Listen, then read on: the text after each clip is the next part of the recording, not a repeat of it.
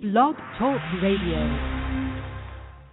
Welcome to the Nonprofit Coach with Ted Hart, the most listened to internet radio show in the nonprofit sector, dedicated to helping your charity succeed. It's no secret that combining online and offline techniques is the key to modern-day fundraising success, and practical advice is what you need. The Nonprofit Coach with Ted Hart is the perfect landing point to learn from experts around the world who provide advice you can use.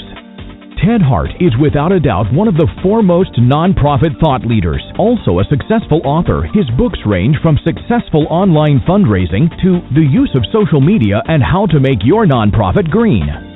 Guests on the Nonprofit Coach are leaders in their field who share tips and trade secrets for nonprofit management and fundraising success. Ted lectures around the world, but now he's here for you. From the latest in charity news, technology, fundraising, and social networking, Ted and his guests help you and your organization move to greater levels of efficiency and fundraising success. This is a live call-in show. Add your voice by calling 347-324-3080. After the show, you can find all our podcasts at tedhart.com. Click on Radio. Don't forget to dial 347-324-3080. Now, welcome the host of the Nonprofit Coach, Ted Hart. And welcome to this rather special edition of the Nonprofit Coach. I want to apologize to everyone for needing to reschedule from yesterday, and I want to, in advance, thank all of our guests today for being so flexible and so agreeable to scheduling this very important show excuse me, here today on the Nonprofit Coach. We are celebrating today the AFP Wiley Fund Development Series, so this is a very important show today. Our guest, as you know, our page 2 expert is Kathy Kingston, and she has an excellent book. And this is a book, I'm just going to give you a heads up. It is far more than just its beautiful cover with Kathy's beautiful picture on the front. There is so much in this book. You're going to want to stick by and make sure that you have the full attention of Kathy Kingston here today. Here on the Nonprofit Coach, as the announcer said, you can call in and ask your questions when we get to page 2. You can also join me over in the chat room. I see some folks over in the chat room. You can ask questions there, or you can email me at tedhart@tedhart.com. As always, here on the Nonprofit Coach, we start with page 1 news.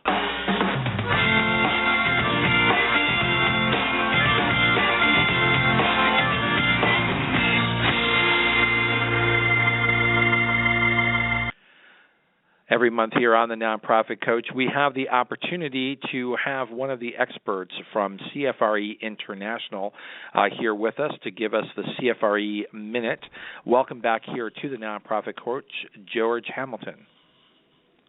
Hi, Ted. Thanks for having me. It's really fortuitous that I could be on today. Well, we really appreciate your willingness to reschedule for this very important edition of the AFP Wiley radio show here on the Nonprofit Coach. We're always glad to have CFRE here because there's so much going on. You know how important the Nonprofit Coach feels CFRE certification is for those who can qualify. Bring us up to date. What's going on over at CFRE? Well, the reason I said it was fortuitous, Ted, is that right now CFRE International is actually in the midst of announcing some exciting updates coming to the CFRE certification program in 2016. So I'm really excited to share those with your listeners.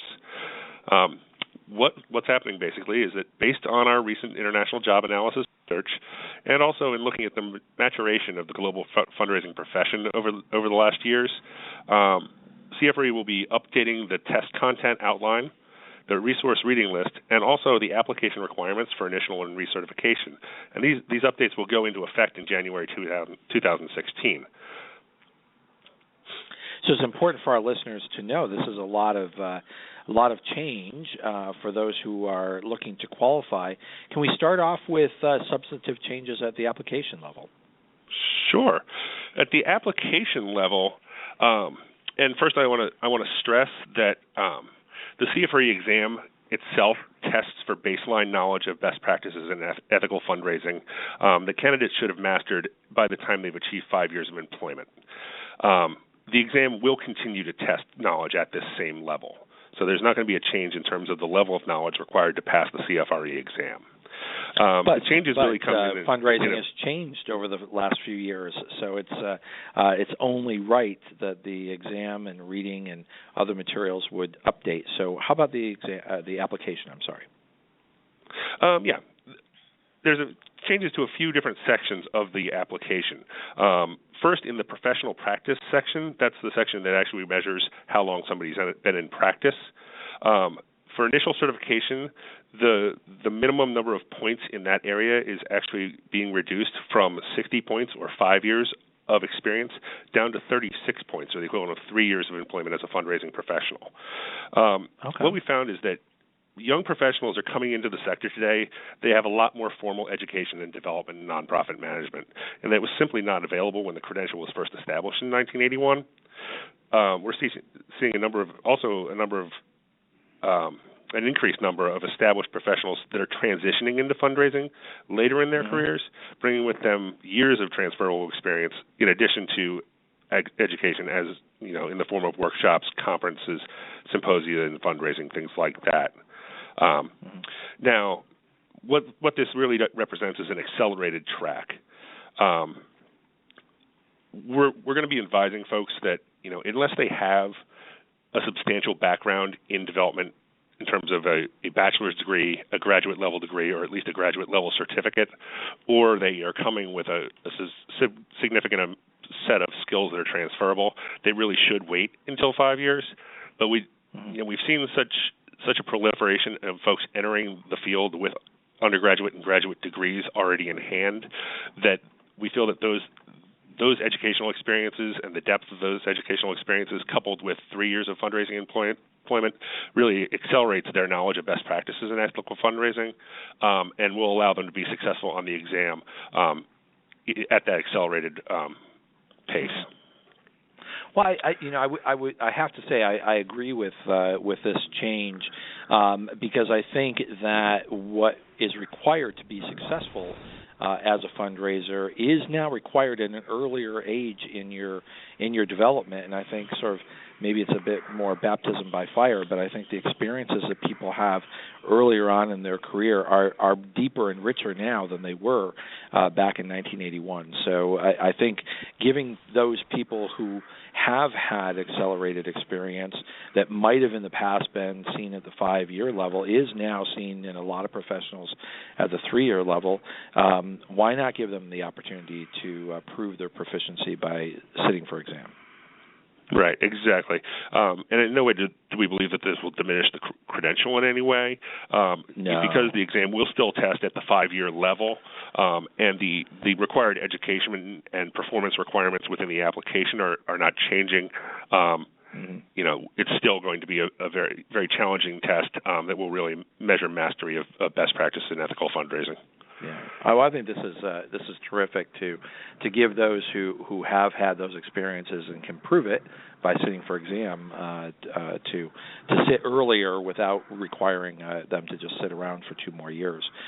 We've got a tight show today, but I do want to give you an opportunity to just share with us very quickly what's happening with the exam and the reading list. Sure. Well, with the exam, we recently conducted our International Job Analysis Survey. That was the results of which were just finalized in 2015. And those are going to result in some changes to the test content outline for the CFRE exam. The job analysis did not find major shifts in the field of fundraising. However, the percentage of questions that make up each of the 6 knowledge domains covered on the exam will shift slightly to reflect the job analysis results. For instance, the knowledge domain with the largest percentage shift will be the securing the gift domain, which will actually increase from 19% of the exam questions to 23%. Other domains, such as volunteer involvement, are actually going to remain at the same level. So given those minor adjustments, I think the message for candidates who've been preparing for the exam is that if they've been preparing with the current edition of the test content outline as a guide for their study, they should probably have no additional difficulty with the exam that will be based on the new test content outline. And that new test content outline is actually available on our website within the resources section. That's terrific. Well, these are very major updates, and we really appreciate you sharing the information here on the Nonprofit Coach. No doubt between now and when all of this becomes active and live, we will get further updates from you. We look forward to having you back here on the Nonprofit Coach next month for the CFRE Minute. That's been George Hamilton from CFRE International. George, thank you for joining us today. Thanks very much, Ted. And next up here on the Nonprofit Coach, always a pleasure to welcome Catherine LaCour, Blackbaud's Senior Vice President, back here on the Nonprofit Coach. Catherine, we have a terrific opportunity to see each other and be together in Austin. Why don't you tell my listeners today, why are you, me, and hundreds of other people going to be gathering in Austin later on this month? Yeah, well, 2 weeks, not even later this month. We're in countdown mode, and we're really excited and, ready to help good take over Austin. And I will say it's not just a few hundred of our friends. We're actually going to have record attendance with over 2,400 attendees this year. Really excited. Yes. Yeah, and, we've got a lot of new features and additions, and one of those is that we're co-locating our Foundation and Corporates Group annual conference within BBCon. It's led by our MicroEdge business. So we're actually giving an opportunity to our attendees to connect, create connections across the philanthropic market in a way we've never been able to do before. So we're really excited. About all of our, the Blackbaud community coming together in Austin, and the whole philanthropic community.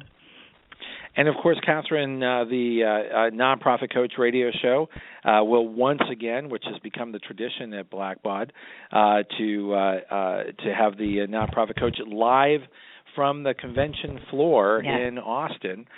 Looking forward to having the Nonprofit Coach back at BBCon. Now, just for our listeners to mark their calendar and for you to tell everyone, what time is the Nonprofit Coach show going to be live from Austin? Of course, that's Central Time, so help us with the translation to Eastern Time as well. Sure. Yes, sure. So really excited to have you back, Jeff, and have your live from BBCon 2015, or live from BBCon 2015 special, and it's going to be Monday, October 26th at 1:45 local Central Time, so that's 2:45 Eastern Time, and you've got a fun lineup. We've got you'll be talking to Blackbaud CEO Mike Giannone, and he'll be telling you all the exciting news that's going on at the conference. And that's the first time Mike will have been on the show, right? So this is a real opportunity for us to have all of our listeners get to know Mike and understand from the very top the vision for Blackbaud going forward. That's right, exactly.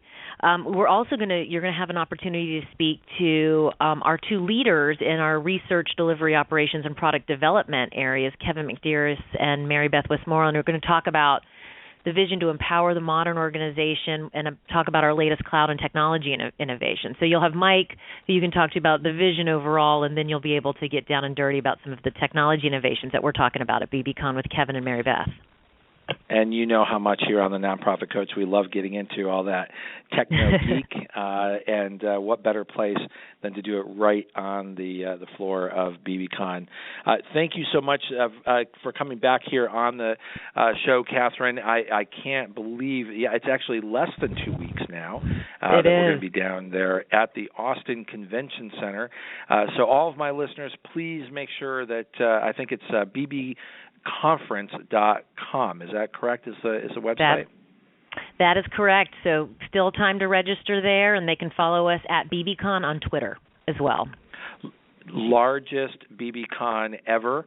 Don't miss the opportunity to be there. All of your friends are going to be talking about it. You don't want to say you missed it. So register today and make sure that you join Catherine and I down in Austin, Texas at the Convention Center for BBCon 2015. Catherine, thank you. I look forward to seeing you in Austin.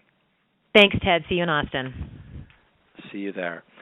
So that wraps up our Page One news. Again, thank you for all of my guests who rescheduled for the show today. We are in for a real treat.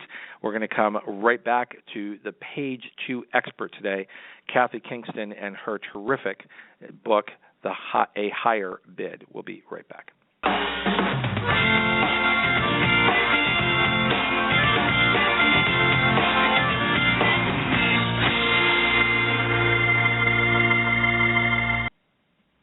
Kathy Kingston is the founder and principal of Kingston Auction Company, which has raised millions of dollars for organizations nationwide. She's the creator of the Philanthropy model of fundraising auctions. On today's show, she is going to be sharing secrets to make your charity auction more successful than ever. More importantly, I want you to know that Kathy has won 2 major auction industry awards, the 2012 Chuck Cumberlin Memorial Sportsmanship Award and the 2006 Rose Award from the National Auctioneers Association. So this is someone who is well known in multiple domains. More importantly for me, she is here as the guest here on the Nonprofit Coach. Kathy Kingston, welcome. Well, hi, Ted. Thanks for having me on your show. I really appreciate it. Kathy, you have written a real gem of a book here, and I absolutely can see after having had a chance to read this book why it was chosen to be part of the AFP Wiley Fund Development Series, which sends a signal not only to my listeners but to everyone in the industry that this is a must-read. But, Kathy, I'm just going to start off by saying there's so much more to this book than about auctions, and I want to explore that with you today. But did you set out to tell a broader story, or did you set out to just write a book about strategic benefit auctions? Well, actually, it's about the broader story, and that's really what made me write the book, because so many nonprofits are leaving countless dollars in the room. And I realized that an auction is not an auction. It's not an event. It's an opportunity to deeply engage donors, and that's the real story. It's how to use auctions strategically. Right. Let them have fun while they're fundraising. But there's a whole psychology behind this that is deeply rooted in very good 101 fundraising practices. But I think part of the point of this book, and I'm just so pleased that you took the time to write this book, is it seems to me that part of the message that you're telling is don't make the master mistake of relegating auctions, which is your expertise, to this sort of closet in the corner called special events that might only be seen in a certain way. But if you really want to be truly successful, view it for what it is, and that is it's a relationship event. It's a fundraising event that just happens to be having fun at an auction. Exactly. I appreciate that. And when we chatted a little bit earlier, I was so glad that you brought that up. So let's dive in, Ted. Yeah, let's dive in. So start off with I think maybe the basics, and that is what is an auction from your description, and what differentiates a benefit auction from perhaps some other auctions. So why don't we start with the real basics around auction, then I really want to get into the meat of this book. Well, I think that's an essential question, because a benefit auction is different than a commercial auction. A commercial auction would be a real estate, antiques, household goods, commercial property, land, livestock. And so there's a whole different strategy and psychology of doing a commercial auction from doing a fundraising auction, a benefit auction, a charity auction, all interchangeable words, in that in a commercial auction, the buyer is motivated. The buyer is there to get the best product that they can at the best price. And in a benefit auction, the buyer, aka the auction guest, donor, is there to support the cause. And what happens, part of that master mistake you're talking about, what happens is if a nonprofit organization takes the same approach as a commercial auction, then you set up a bargain basement mentality, and you never really raise money. But if you flip it and you look at it from a philanthropic viewpoint, then it's really not about the items that a person gets. It's about how much they can give. And then all the strategies flow from that. And in understanding that it really, and what you delve into so beautifully in this book is that philanthropist, donor, giver mentality that differentiates this kind of auction, this sort of event, from, as you said, more commercial type auctions. What is that mindset, and how do you maximize the difference once you understand the difference? So I've got the event, it's set up. I've got lots of items that I'm looking to entice people to feel good about. But when they get into the bidding, what do I need to know about the mindset of the people that are in the room?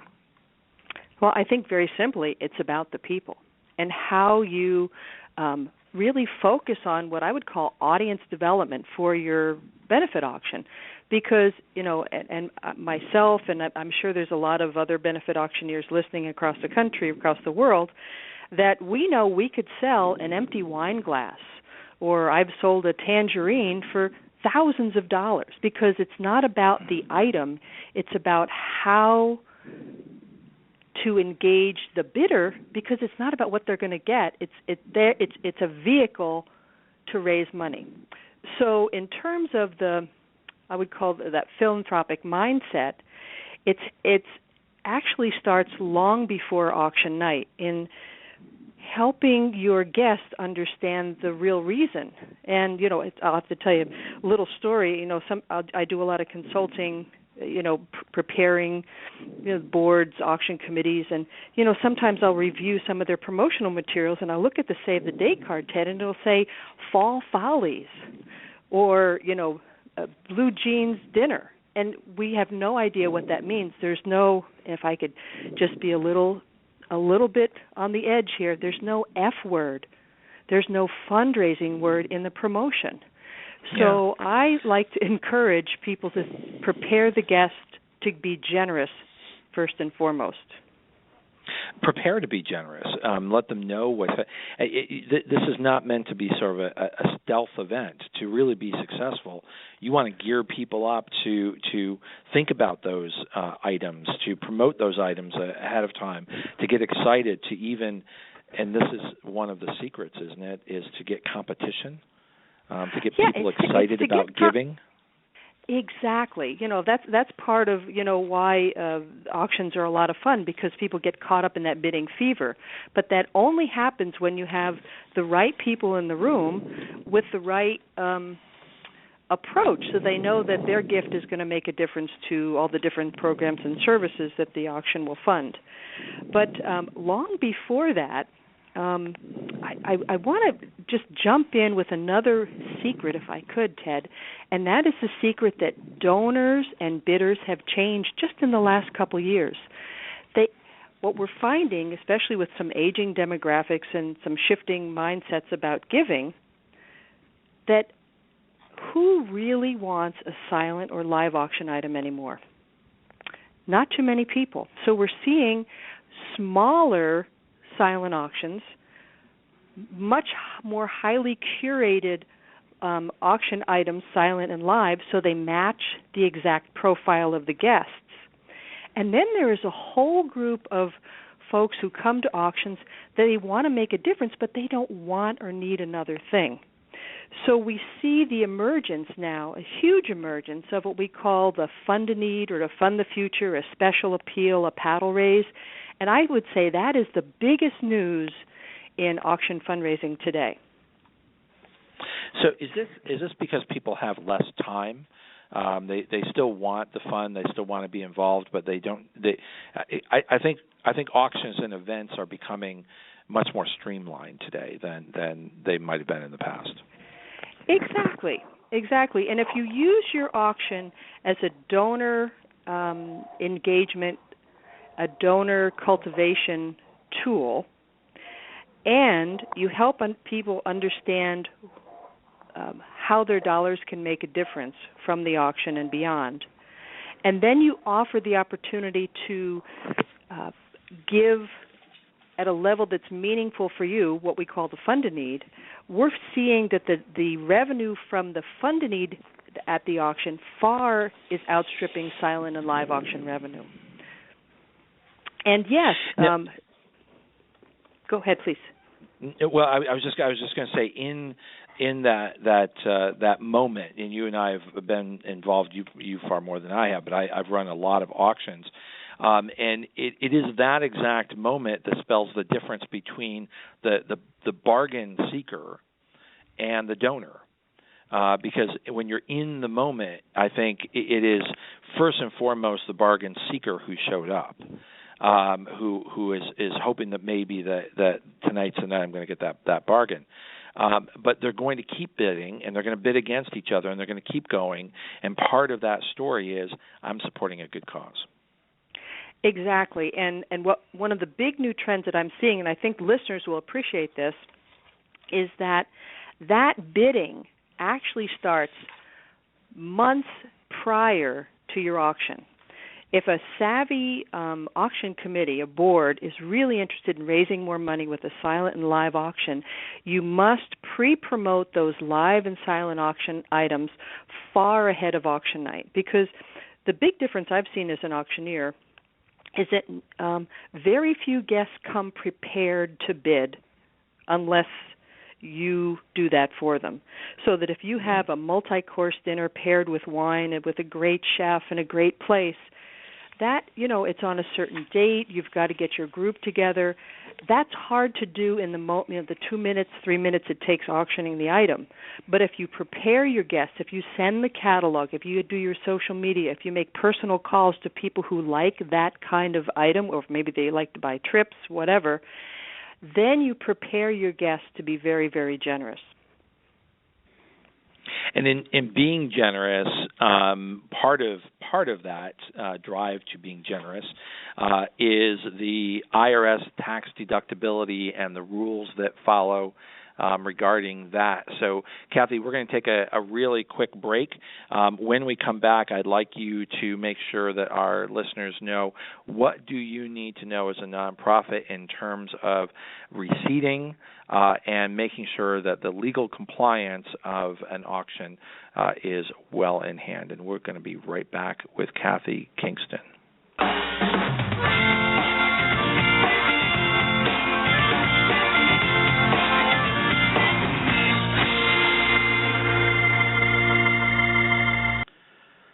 As you heard at the top of the show, the next edition here of the Nonprofit Coach is the very special annual edition live from BBCon.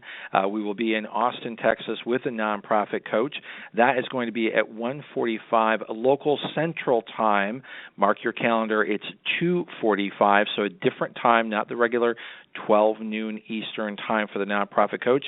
And it's Monday, October 26th, not our regular Tuesday scheduled time. So join us for the next Nonprofit Coach radio show on October 26th, live from BBCon in Austin, Texas.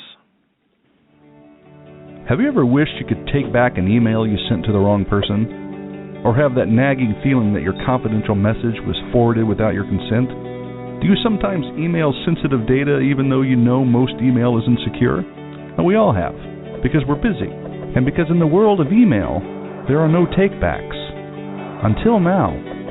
Introducing Virtru, the simple way to send and receive secure email with confidence. Virtru is easy to install and use, and it works with your favorite email programs like Gmail, Outlook, Yahoo, MacMail, and more. When you hit the Send Secure button, your email is encrypted before it leaves your computer or smartphone. And even better, you can revoke a message at any time. You decide whether a message can be forwarded by recipients. You can track where your message is forwarded, and more. Download Virtru today and start sharing with confidence, because everyone deserves digital privacy and security without hassle. Remember, our podcasts and archives are always available 24 hours a day at tedhart.com. Click on radio links. If you're listening live today, the phone lines are open. Call in and ask a question by dialing 347-324-3080. Now, back to the Nonprofit Coach with Ted Hart. And we are back here live with Kathy Kingston and her terrific, widely published book, A Higher Bid. This is part of the AFP Fund Development Series. Kathy, what about tax receipting? What about the legal compliance for being involved with an auction? Well, Ted, I'm going to be the very first person to tell you that I'm not a tax expert nor am a legal expert. So I would ask that all the listeners, all the nonprofits, check, with their state and national regulations. We do know that we do like to see the value. I know the IRS does like to see the value of the item somewhere in your description. I know that you have you're going to be sending out letters that talk about the value of the item and what the item was sold for. And I would get very specific advice from your tax advisor on that. And just to make sure that all of our listeners know that donors who purchase items at a charity auction can claim a charitable contribution deduction for the excess of the purchase price for an item over its fair market value. And so that's why it's so important, as Kathy just mentioned, that when you're putting your charity auction together, and Kathy's going to tell us a little bit more about how to prepare your donors for success, it's very important that you have, before the auction, shared with those who are attending what is the fair market value, and that is what it would be sold for on the open market. Not, I'm often asked, and I'm sure you are too, Kathy, that, well, what if the item was donated? There's no cost to us. Well, it's not a matter of what the cost was to the charity. It is the fair market or open market value of that item, that if you only pay the fair market value or you pay less than the fair market value, then there is no charitable contribution. However, as Kathy is sharing with us here, the tips and secrets to get people to bid higher. For example, as Kathy is sharing, a charity is putting together their auction, publishes a catalog given to each person who attends the auction, or as Kathy's book points out, through technology, posting that online with a good faith estimate of each item that is available for bidding, assuming that the donor has no reason to doubt the accuracy of the published estimate, which means you as a charity are you are asked to give that good faith estimate of what the amount is. You as a charity can now give a tax receipt for the amount that was bid, the full amount, and if it is in excess of the value, you have now given your donor a tax receipt and a tax deduction as well. So, Kathy, you were just starting to point out the importance of preparing people for success, getting them in the mood and getting them ready to bid and bid high. That's right, and it actually goes back to how you focus on getting the right people in the room, the audience development piece.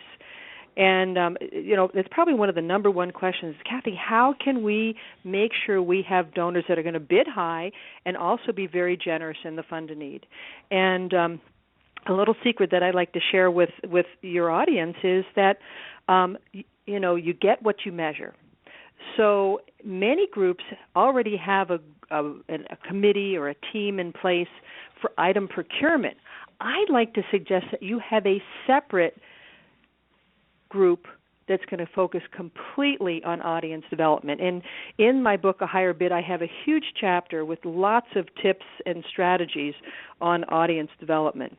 Because when you have guests who understand the impact of their gift, and they may know a little bit about you, but you're going to design your program so they absolutely fall in love with you and want to be generous in your live auction and your fund to need, which are your two main revenue sources, that night of fundraising, then you see huge increases in your revenue. How much of a mistake is it to put all of your best or most popular items at the end of the auction? How can you say financial suicide any stronger? That's a misconception because, you made a really good point earlier, Ted. You said, guests don't have as much time and they want a streamlined event. We're seeing that all over the country. And so, your guests want to get in, they want to give, and they want to go. Whether it's a Tuesday night or a Saturday night. And so, I have another little funny saying I like to share.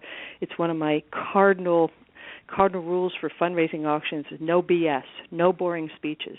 So that if you really change those boring speeches to inspiring remarks that help guests understand the impact of their gift, and you do that right before the live auction, then you can help your guests understand that it's not about getting a photo safari in South Africa or a trip to Sonoma for wine tasting or a wonderful dinner.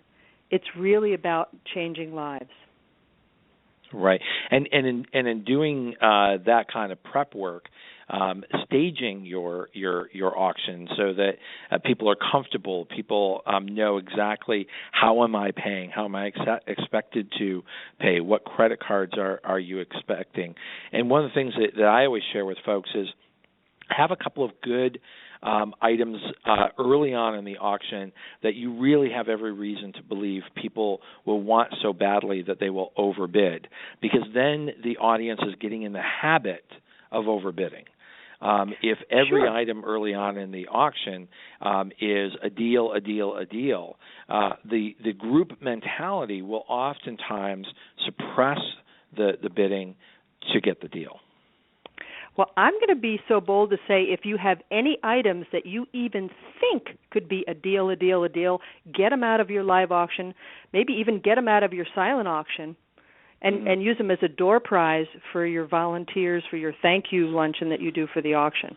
Because that's such a smart move. Get it out of there, because you have no room anymore as an organization to have any item in your live auction that doesn't have the capacity to have over 100% of bidding. And that would be the expectation as a consultant and auctioneer. I would rather have 6 amazing items that are going to go through the roof, that are going to get everybody excited, than putting items in that are boring and you know that they're not going to sell. Get them out of there. Right, because it sends a message to the entire audience that that's kind of how the bidding is going to go. And so they don't start setting their own expectations to outbid each other or to bid higher. What about having well-placed people in the room who are willing to make those bids and get the bidding going, but also kind of the life of the party a little bit, willing to have a little bit of fun with the audience? Sure, that's part of the preparation. If for example, if you've got a wonderful Tuscan resort, and I would say, what's the first rule of fundraising, Ted? People give to people. So you can go back as an organization and look at your bidding history. Who likes trips? Who likes to travel internationally? I would advise that organizations make a personal phone call to every single one of those bidders for the last 3 or 4 years, invite them to the auction, and send them information so that when they come, they're already excited. You're already creating that impetus, that excitement, even before the guests walk in. So let's turn our attention to technology. You mentioned how things have changed in auctions, and one of the brilliant aspects of this book is we've got the psychology, and of course that's changed over time.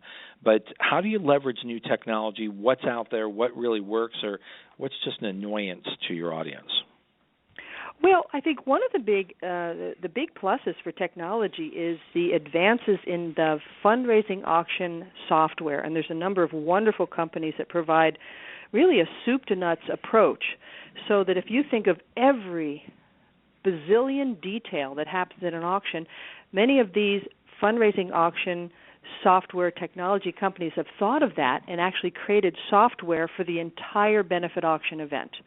Not only check-in and check-out, which is improved with, being able to, to swipe your card ahead of time when you come in, and, a couple other things I'm going to talk in a second, but, all of the organizational things, seating charts, volunteers, sponsorships, bidding forms, thank you letters, every little aspect is already in there. And so if someone is listening and saying, is it worth the investment to have benefit auction software, I would say absolutely yes, because you have the amazing benefits that night, but then you have your record. And you know, Ted, from doing this for such a long time too, the turnover in auction committees and volunteers and staff and guests is immense. And so this way you have a fantastic record. And you were talking earlier about IRS requirements. All those letters with the values and what the fair market value and what the item sold for can be already programmed in. It's in there, and it's easy to send those letters and other follow-up correspondence. And in sending those letters and preparing for the event, you were saying technology's really improved. Is it about the speed of bidding? It's not. We'll talk about the preparation. There's so much preparation that happens to actually conduct an auction. So I see benefit auction software being able to really aid the organization in streamlining that, taking the burnout out of all the staff and volunteer time so they can really focus on, guest development. And so it, in a sense, yes, it can speed up the bidding because you get your guests in faster. The worst thing you can see is a big long line for registration. You've already, there's one of our software company has a motto says arrive happy, leave happy. So, now you can get your guests in with no line. They can come in, they can enjoy the hospitality of the event, the silent auction, maybe other revenue activities, and they're already in, they're participating, rather than these big long lines without having the benefit of that. So, in that sense, yes, it does speed it up. So they can pre-register online. You can have their payment already established. Yes, there's no, and it's now in our show's in 2015. There's really no reason not to have the capability to pre-swipe a guest's credit card and make it very simple for them, so that if they are the successful high bidder, or if they make a very generous gift in the fund of need, then all they have to do is go pick up their item. They don't have to stand in a big long checkout line, which really is not the way you want to treat your beloved guests. And they're going to appreciate the fact that you've thought through all of that, and and because they're now instead of anticipating, well, I don't really want to be the high bidder because then I have to wait in line and I have to check out and I really just want to get home. What you're doing is preparing them to say, listen, we know you want to get out at the end of the evening. Here's how we're going to make it so simple. It's expedited, so that's great. The other wonderful thing is we have a new technology in mobile bidding where guests can use a tablet or a smartphone, and where I see that most beneficial is in the silent auction. And that's really, and I'll say pretty strongly, that's the best place for mobile bidding. So that, just think of, you come into, you've been there a million times. I'm sure listeners are shaking their head too. Yeah, you come into the cocktail hour, it's packed, and you can't see the silent auction items. You can't get to the bidding sheet, and you say, oh, I'm not going to fight my way in. But when you have mobile bidding, guests can actually receive notices on their phone when they've been outbid. They can set it on auto and on max bid, so that if you really like that pair of earrings that you want to get for your, for someone, bang, you can just put in your max bid and the system will automatically bid for you. We're seeing some nice advancements there. I don't see mobile bidding working for live auctions, and there are some groups that do use mobile bidding for the fund of need, but I think that there's some challenges with that I'd like to talk about for just a minute. Okay. So, as I mentioned earlier, in the fund of need, the paddle raise, where everyone can make a contribution, 100% tax-deductible contribution at a level that's meaningful for them. The traditional way is to raise your bid card. The auctioneer will call out the bid card at starting high, going low. Very successful way to engage the guests. The best fund of need, my best clients precede that by a very inspiring, emotional story that underscores where the need is. Now, when you add mobile bidding to a fund of need, what you know, and I've seen this countless times, the audience is with the person telling the story, Ted, and then if you say, now dive into your phone and make a contribution, you've lost all the emotion, all the inspiration, and all the added excitement. So I'd you be just really want the hands to go up.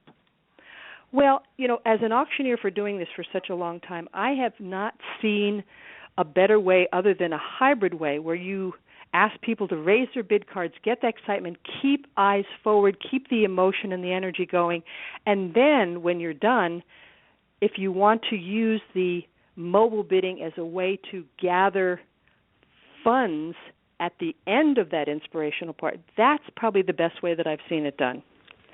Mm-hmm. And so we may have some callers or folks that want to comment on that too, but from standing up there, it's one of the most disheartening things is someone has told the most transformational story about how an organization has changed their life, and if you only use mobile bidding in that moment, you lose the attention and the emotion of the audience, and they dive right into their phone, and you can never get it back. Right. And so I do want to make a note. You had just mentioned potential callers. We do have a lot of people on the switchboard as we normally do, but I do just want to remind everybody, if you would like to ask Kathy a question, please press the number 1 so that raises your hand here on the switchboard. That way I can immediately go to you and not interrupt you, because it's absolutely okay to call in and to just listen to the show live, as many of you are on the switchboard, as many of our guests do each week to listen live. But if you'd like to ask a question, press number 1. That will then signal to me that you would like to speak live with Kathy. Sorry to interrupt you, Kathy. Go ahead. So, Ted, you know, I know I didn't let you know, but I wanted to do something special for the listeners on the call today. I actually have, for anyone who purchases a higher bid, or if you have purchases, I'd like to offer a free webinar next week. Oh, that's wonderful. As a special 90-minute webinar, 60 minutes of super content-rich information, and 30 minutes open mic live Q&A with me. So if you want more information about how you can take your benefit auction to the next level, and so if you permit me, Ted, I'd just like to promote the purchase of the book. It's a great investment. I would say there's millions of dollars of ideas in there, and I'd love, you know, to take that further with the listeners if they'd like. And you can just go to my website on the book. It's called ahigherbid.com, and purchase the book. And you can put your there's a place to put your receipt in there, and we'll send you the link to this private exclusive webinar with me next week, October 22nd. That is terrific. So thank you, Kathy, very much for that. Give us that website one more time. Yes. It's the name of the book, ahigherbid.com. And terrific. You can purchase. Now, I do want to just make note, since we have so many people who listen to our show via podcast, that because the webinar will be next week, if you are listening past, I would say what is the actual date of the webinar? The actual date is Thursday, October 22nd, 2015. It'll be at 1 o'clock Eastern Time. Okay, terrific. So if you're listening to this podcast anytime after October 22nd, 2015, you do go to the website, certainly, buy the book, absolutely, but the webinar offer will have expired. So, Kathy, we want to make sure that in the time that we have remaining with you today, we've got about 10 minutes left here on the show. What are the hot topics and tips in the book that maybe we haven't spent as much time on? We just don't want to miss anything. Well, we've talked about it a little bit, but I have to just mention it as the number one strategy is do a fund-a-need, a paddle raise. And there's a great chapter on how to do that with some really good case studies.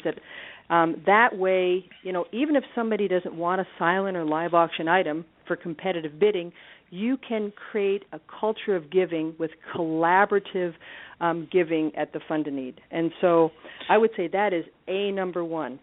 Number two, we haven't talked about this, but, you know, and I'll state my bias in this, but if you are considering really taking your auction to the next level, I would invite everyone to consider retaining a professional fundraising auctioneer that has the equivalent of a CFRE.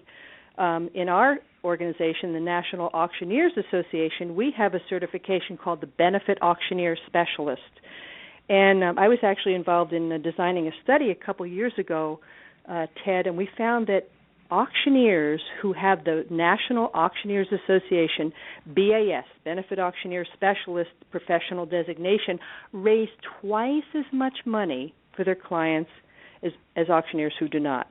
So if you're really looking to raise the level, that would be a way that you could do that as a nonprofit.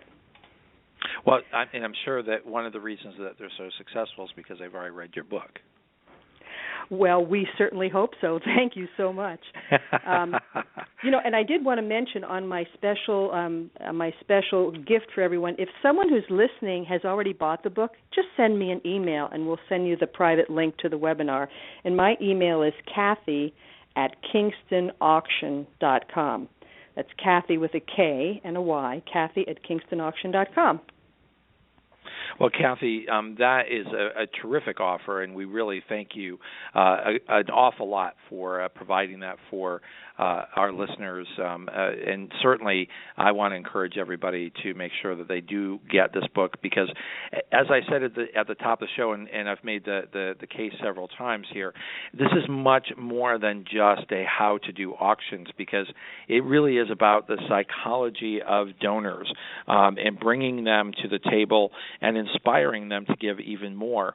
One of the tips that you have in your book, and we've talked about auctions as if sort of all auctions are alike, but we've really been focused, I think, in our speaking here, mostly about the live auction and the preparations for the live auction. But what about a silent auction? Can a silent auction be successful by itself? Should it always be in conjunction with a live auction? And what's the difference between the two? Well, a silent auction is typically done during the evening, during the first part of the evening, the cocktail hour. A silent auction, if you're not familiar with it, is when the guests have the opportunity to place their bids sequentially on a bid sheet, or if they're using mobile bidding, and they typically walk around, or they can use their mobile device to do that, and the highest bidder gets the item. Now, I may seem a little sacrilegious when I say this, but I'm seeing too many people spend too much time and too much energy on silent auctions, which do not raise the most amount of money. So silent auctions can be successful, but I would be very strategic. Just because you get a donation for a car wash and a nail salon, which are kind of low-end items, doesn't mean you have to put them in the silent auction. So right, I would as you say, said, don't treat all items donated as if they had equal value to an auction. Some are going to produce more than others. Yeah, I would even go out on a limb and say focus on what matters. And if donor cultivation matters to you, if raising more money matters to you, don't pay a lot of attention to your silent auction. Focus on things that are going to engage your donors and raise more money, and that's the live auction and fund a need. And so if you extrapolate this example a little bit, I see too many auction volunteers and board members focusing on little tiny silent auction items and displaying it and hauling it and curating it and all that business. It doesn't make that much money in relation to things that matter. What if you took all that energy that people focused on silent auction and you refocused it on donor engagement? Terrific. That would make a Kathy, huge difference. We do have a caller. Caller, you're live here on the Nonprofit Coach. You have a question for Kathy Kingston? I do. I just wanted to know, with the new credit card chip, what effect that's having in terms of payment that night. Do we need special machines? Where do we get more information? And is there a place to turn for more information on the mobile bidding as well? Absolutely. I do not have the technical answer on the chip, but I know that all of the benefit auction software companies do have that. And if you Google benefit auction fundraising software or mobile bidding for auctions, you're going to get a number of really wonderful professional organizations that will be your partner, not just for providing technology, but the folks that I find that are really engaged with benefit auctions that provide this technology really care about nonprofits, and I think that would be they would have those very technical answers for you. Excellent question. And if you email Kathy, me, I can ahead. provide some more information on that if you'd like to. Terrific. The caller brought us back to sort of technical issues. I'm wondering if you can tell us how has sites like eBay and Bidding for Good and other sites of that sort that have sort of brought auctions to a wider audience of people, how much of an effect has that had on charity auctions? Well, I think, I'll take two parts to that. One is, with the advent of eBay and the success of eBay, it's made the word auction a household name and made folks very comfortable with auction methodology, specifically, in this case, online auctions. Bidding for Good is an outstanding company that provides excellent online auction services, from soup to nuts. And so I think with, eBay, Bidding for Good, and many other excellent technology companies, it's really helped advance charity auctions. But I'm going to... What about online auctions as part of this overall approach? Is that a way to build towards a higher bid? Well, I find that online auctions can be very successful, but there's a hidden cost in online auctions. Just because you have an item doesn't mean they'll come. So let's take an example. Let's say your great aunt is a Hummel collector, and she is looking every day on eBay to find that last Hummel for her collection. She is driven. She is motivated. She wants to find it. That's a commercial mentality. I have not seen that level of motivation for a charity auction online buyer. So you, as a nonprofit, must create a campaign, a very strategic marketing campaign to drive your potential buyers over and over again. But I don't ever see that level of motivation. It could be a way to get people excited about the events, to preview the events, even get some pre-bids so that you walk in with, the bid starting at a higher level, and then tie that into a live auction. Kathy, I'm watching the clock. This is an excellent book. Psychology of Giving is embedded in your successful tips. We've got 1 minute left. How can my listeners reach Kathy Kingston? Well, first of all, thank you, Ted, so much. You can reach me by email, Kathy, Kathy, at Kingston Auction, Kingston, auction.com. And I wanted to mention that we have a free webinar for anyone who buys the book today, and that also includes $600 of special reports and gifts that aren't in the book. So all you need to do is go to my book website, which is ahigherbid.com, and you'll see how to do that, and we'll sign up, and we'll send you the link to the webinar and the one-on-one live Q&A with me. A Higher Bid, How to Transform Special Event Fundraising with Strategic Benefit Auctions. Kathy Kingston, a true expert here on the Nonprofit Coach. Thank you for sharing us all your insight right at the right time as we're coming into holidays. What better time to have a very successful auction, silent auction, live auction for your charity. Kathy, thank you for being my guest here on the Nonprofit Coach. Ted, thank you so much, and appreciate all you do for nonprofits all over the world. Thank you so much. You've been listening to the Nonprofit Coach Radio Show with Ted Hart. Tell all your friends to check out our production schedule and download our iPod and iPad-friendly podcast at tedhart.com. Thanks for listening to the Nonprofit Coach.